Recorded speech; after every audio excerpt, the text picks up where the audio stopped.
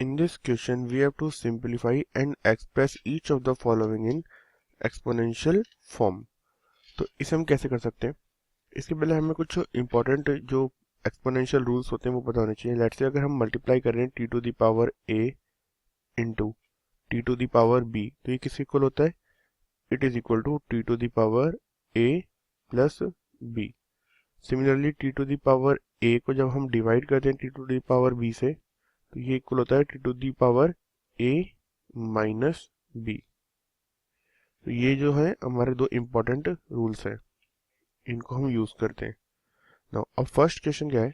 First question में हमें calculate करनी है value 2 to the power 3 into 3 to the power 4 into 4 upon क्या आ जाएगा?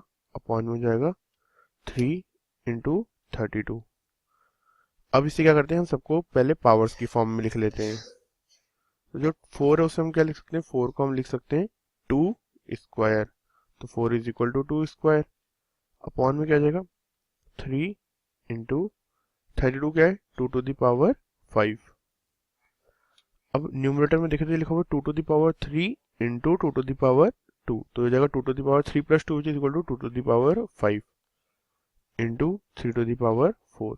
अब अपॉन में क्या है हमारे पास में? 2 to the power 5 into 3 to the power 1, और वी कैन से ओनली 3। तो अब 2 to the power 5 upon 2 to the power 5 का जाएगा 2 to the power 5 minus 5 into 3 to the power के लिए क्या जाएगा 4 minus 1। It is equal to 2 to the power 0 into 3 to the power 3। And we know जो 2 to the power 0 होता है वो किस इक्वल होता है? It is equal to 1। तो यहाँ से हो जाएगा क्या answer final? 3 to the power 3। तो फर्स्ट पार्ट है उसका आंसर क्या आया? 3 टू द पावर 3। अब जो सेकंड क्वेश्चन है इसी में, सेकंड क्वेश्चन में क्या है अगर हम सॉल्व करें तो second question is equal to 5 square का क्या? होल क्यूब है। सबसे पहले इसे हमें मल्टीप्लाई करना है किससे? 5 टू द पावर 4 से, एंड देन डिवाइड करना है 5 टू द पावर 7 से। तो 5 स्क्वायर का क्यूब को हम क्या करते हैं? तो इसके लिए भी एक प्रॉपर्टी होती है। लेट्स से अगर हमारे पास कोई t to the power a है, उसके ऊपर पावर b होती है, तो ये सिंप्लीफाई होकर क्या जाता है? T to the power a into b हो जाता है। तो इस प्रॉपर्टी को अब हम यहाँ यूज करेंगे। तो ये क्या जाएगा? 5 to the power 2 into 3 into 5 to the power 4 divided by 5 to the power 7। तो जाएगा 5 to the power 6 into 5 to the power 4, तो इसे हम बोल सकते हैं 5 to the power 6 plus 4 divided by 5 to the power 7। तो ये 10 है और ये 7 है, तो कितना जाएगा? 5 टू द पावर 10 माइनस 7, तो ऐसा आ जाएगा is equal to 5 to the power 3। So this is the answer for second part of this question. Now अब इसी क्वेश्चन का थर्ड पार्ट क्या है? थर्ड पार्ट अगर हम देखें तो बिल्कुल सेकंड पार्ट के सिमिलर है, तो ये बिल्कुल उसी तरह से सॉल्व हो जाएगा। Now we will solve question number 4। तो क्वेश्चन नंबर 4 में क्या है, हमें थोड़ा सा पहले फैक्टराइज भी करनी पड़ेंगी टर्म्स को। जैसे हमें गिवन क्या है 3 into 7 square into 11 raise to power 8 upon 21 into 11 cube.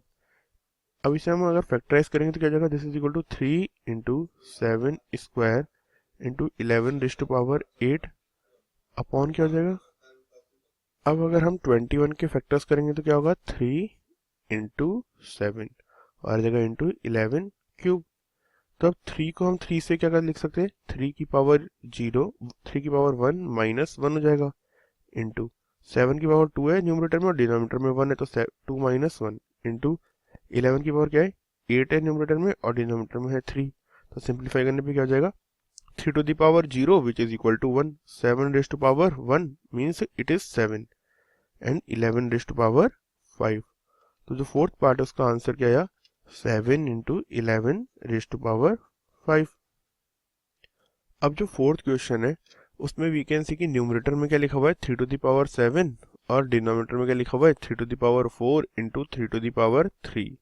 तो 3 to the power 4 into 3 to the power 3 का जाएगा 3 टू द पावर 4 प्लस 3 और ये जाएगा इक्वल टू 7, और न्यूमरेटर में भी 7 है तो 7 माइनस 7 इज 0, तो आंसर आ जाएगा फाइनल 3 टू द पावर 0। अब सिक्स्थ क्वेश्चन जो है उसमें हमसे क्या पूछा है, सिक्स्थ क्वेश्चन में we have to define the value of, in sixth question this one was fourth, so now this is sixth. So 2 to the power 0 plus 3 to the power 0 plus 4 to the power 0.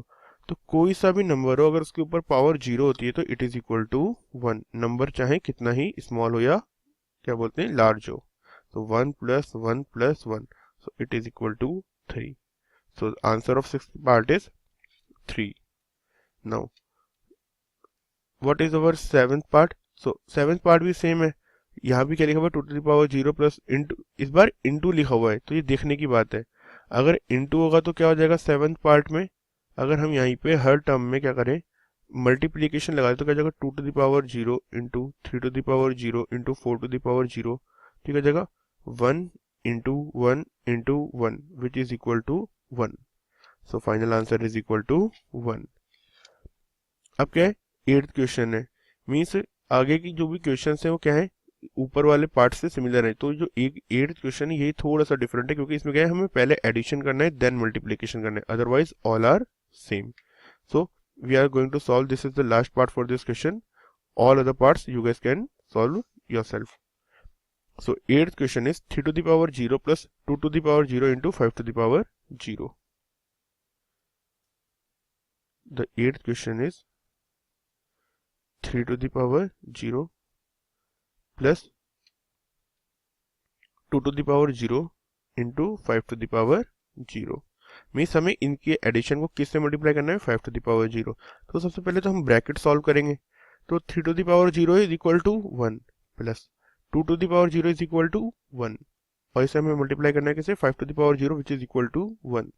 तो क्या जाएगा 2 into 1 तो which is equal to 2. So answer of 8th part is equal to 2. So this is the final answer.